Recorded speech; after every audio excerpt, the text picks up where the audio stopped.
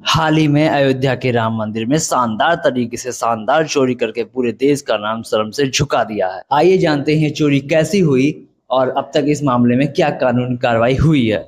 जैसा कि सभी को मालूम है, अयोध्या का राम मंदिर बहुत ही भव्य और बहुत ही बड़ा मंदिर बनाया गया है, जहां राम भक्त दिल खोल के दान करते हैं, जिसमें cash, jewellery, gold, silver, foreign currency और बहुत सारी चीजें होती हैं, जो कि त्योहारों के दिनों में बहुत ही ज्यादा बढ़ जाता है। बात करते हैं चोरी कैसे हुई। तो ये जो दान के लुटेरे हैं, ये सबसे पहले थोड़ा थोड़ा करके चोरी करते थे, जिससे किसी को पता ना चले कि चोरी हो रही है। मंदिर में जब चढ़ावा चढ़ता है तो एक बॉक्स में इकट्ठा होता है, फिर वो ले जाकर उसको गिनती करते हैं, जहां पर इन चोरों ने छोटे छोटे मात्रा में बार बार करके चोरी की, जिससे किसी को शक ना हो। और चोरी करते समय सीसीटीवी को ढक दिया करते थे, कभी खुद खड़े होके, कभी कपड़ों से। और जैसे कोई गड्डी है, कोई नोट की गड्डी है, उसमें 2-4 नोट निकाल लेते हैं तो किसी को शक भी नहीं होता था। ऐसे ऐसे करके इन्होंने बहुत सारे चोरी की है। और चोरी करने के बाद ये सारा पैसा ले जाकर टॉयलेट में छुपा देते थे किसी सीक्रेट जगह पे। उसके बाद धीरे धीरे करके इसे बाहर ले जाते थे, जिससे किसी को शक ना हो। सवाल आता है, ये चोरी पकड़ी क्यों नहीं गई?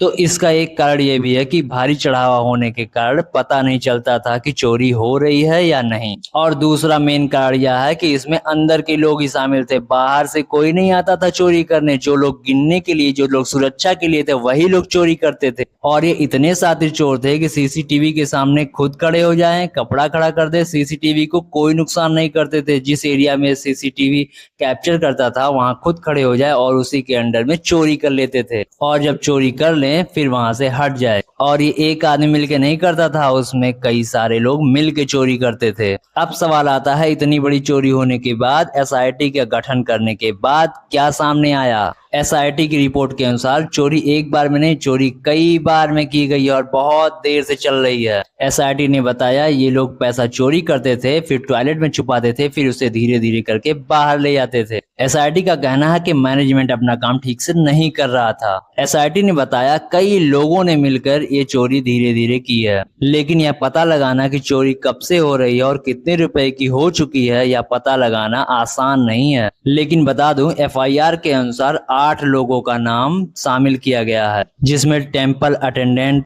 फॉर्मर बैंक एम्प्लॉय और जिसके जिसके पास उस लॉकर रूम की चाबी होती थी, और वो लोग भी जो डोनेशन हैंडलिंग में इन्वॉल्व थे। इससे तो ये लगता है कि देश का पैसा और भक्तों का पैसा मंदिर में भी सुरक्षित नहीं है। ऐसे ऐसे चोर पड़े हैं कि वो कहीं से भी चोरी कर सकते हैं। बाकी मिलता हूँ अगले वीडियो में, तब तक के लिए नमस्कार।